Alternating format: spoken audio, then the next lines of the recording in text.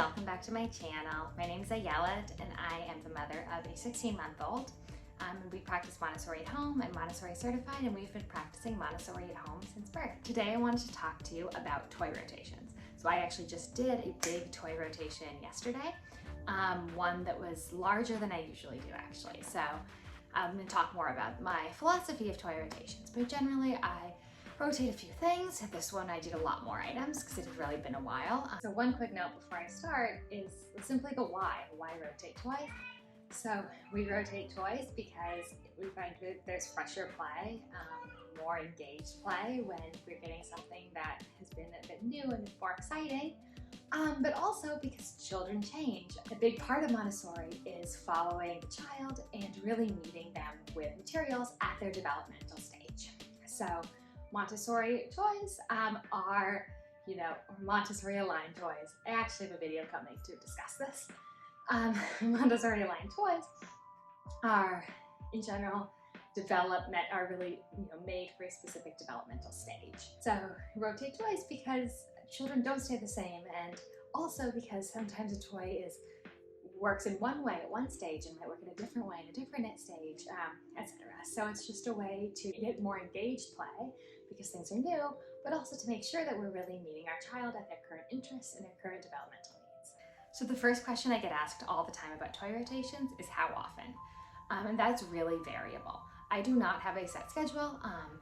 This is something that I'm going to talk a bit more about because toy rotations are very popular right now, both within Montessori, which is what I'm going to talk about more, and just overall in the parenting world. So there are some things that make a Montessori toy rotation a bit different than what you might see in some other spaces. And one of them is, in general, you probably won't see sort of a full shelf rotation as often in a Montessori space. The reason being, the Montessori toy rotations are really based off observation of the child, what materials they mastered, what materials they're still working on, what materials might be sort of the next challenge up for them. Because it's so much on observation, it's unlikely that sort of everything is going to go out at the same time. Well, that can happen. In general, I'm rotating just a few items at a time and it's based on observation. So because of that, I don't have a set schedule of how often I'm rotating toys. I would say maybe I rotate, one or maybe two things a week, but some weeks I don't rotate anything. And in some weeks like this one, I sort of rotate 4 or 5 toys. So that's sort of my philosophy on it, and it's based on the Montessori principles. So a few principles on that, as I mentioned, are observation, which is huge in Montessori, really observing your child and what your child's interested in, what's challenging to them, what is too challenging, what is not challenging enough, and mastered. Another reason I don't really rotate every toy all at once is because children under 6 are in a sensitive period for order. This means that they really thrive on sort of consistency and knowing where things are and things like that, and everything having a place. So when we rotate everything at once and sort of take everything away, it can create this sort of feeling of disorder and not sort of having a sense of where things are, and it's harder for them to reestablish that. Whereas when I'm rotating 1 or 2 things, I find it's easier for him to be interested in those new things without getting overwhelmed with everything changing. So that is another reason that I tend to just rotate 1 or 2 items, sometimes more, sometimes less, at a time. Some questions I ask myself in deciding what to rotate. So question number 1 would be, what has he not been touching? So these are things that they've been on a shelf possibly for a few weeks or even months sometimes. Maybe he was interested in for a while and now he's sort of lost interest. Often it's things he's mastered that are now really easy for him, or maybe it's just something like he had enjoyed and it was still fun for him, but it's just it's been out for too long. So those things I take out. That's question number 1. Question number 2 for me is, what is just causing frustration? And I want to talk a little more into that because frustration isn't necessarily a bad thing. There is productive struggle with a material, so something that's challenging and that they are struggling with, but then there's a different thing of something that is just frustrating, that this material is not getting them any productive struggle, it's just something that's maybe too challenging. That if I take it out and maybe I'll bring it back in a week, maybe I'll bring it back in 2 weeks, and this material might be really engaging and be able to give them that productive struggle.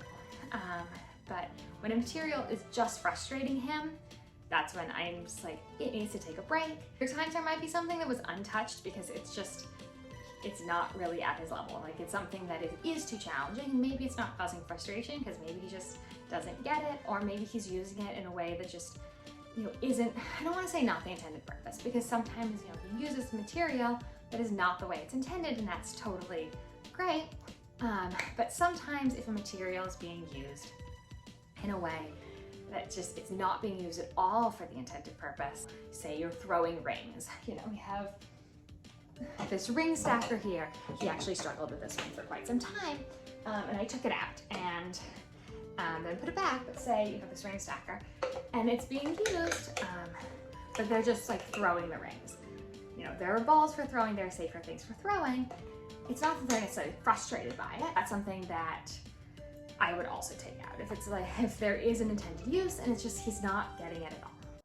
This is different than something that he is working on and has not yet mastered. So take this peg drop, for example. He spent a lot of time just posting the pegs, and then he would do the posting the pegs with it open and they would just fall down.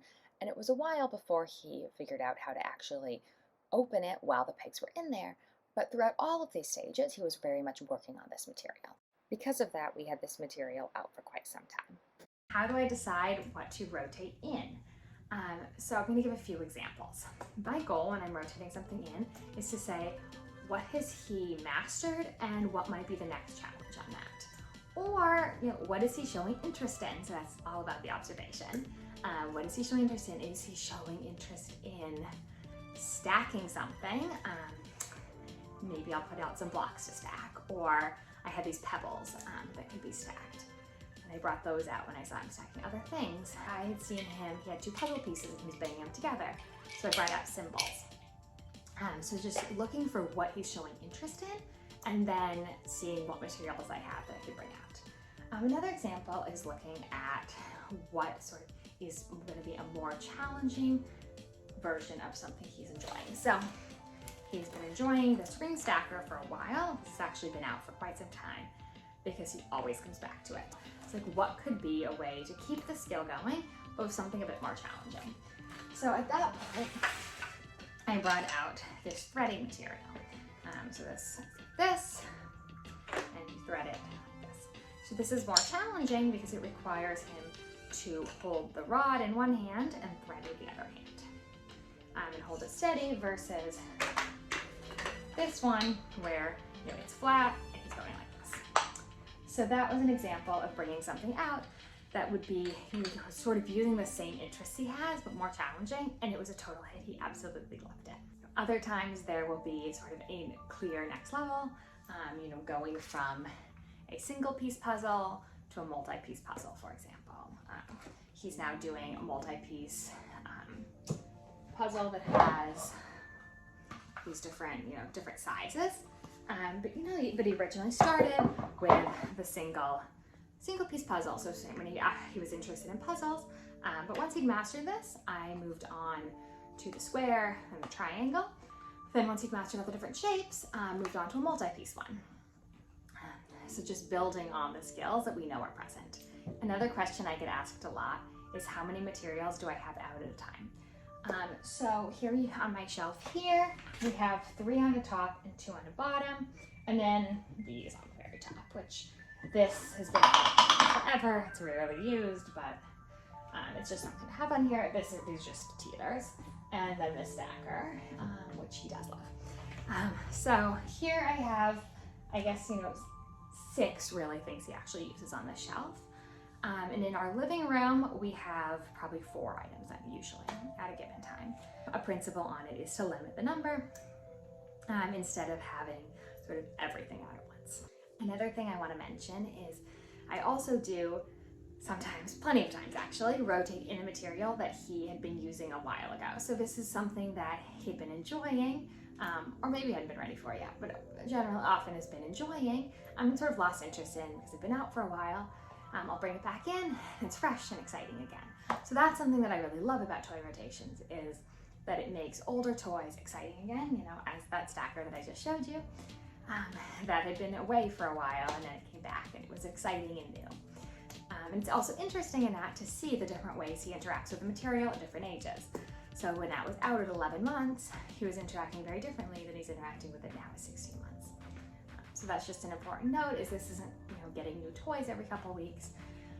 It really is a rotation of older things, and sometimes I will find ways to add challenges to older materials as well. That's a bit about how we do toy rotations in our Montessori home. Thank you so much for joining. If you have any questions, please leave them in the comments below. And if you liked this video, please hit the like button and subscribe for more Montessori activities, Montessori theory, and just different information about Montessori as well as about our home. So thank you so much for joining. Have a good day.